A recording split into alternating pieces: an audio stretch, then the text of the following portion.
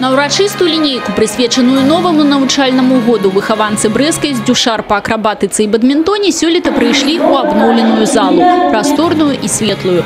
Адрамантавана тут літаральна ўсё, ад столі і сценаў да новага асвятлення. Больш утульнымі сталі і распранальні. І нарэшце тут з'явіўся душ, аб чым раней юныя спортсмены и тренеры толькі марылі. Условия у нас были действительно не очень хорошие. Раздевалки у нас не были обеспечены водой, душем. На сегодняшний день у нас все есть. Ну и результаты будем показывать.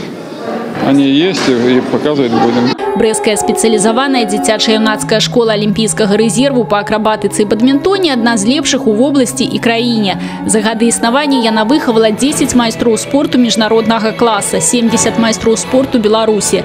Выхаванцы школы у ліку пераможцаў і прызёраў еўрапейскіх і сусветных чэмпіянатаў.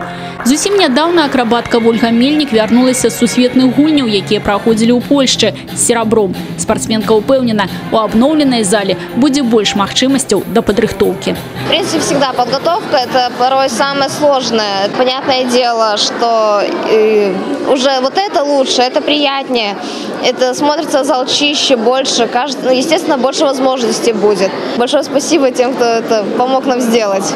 Людмила Салзан, Александр Сивицкий, телерадиокомпания «Брест».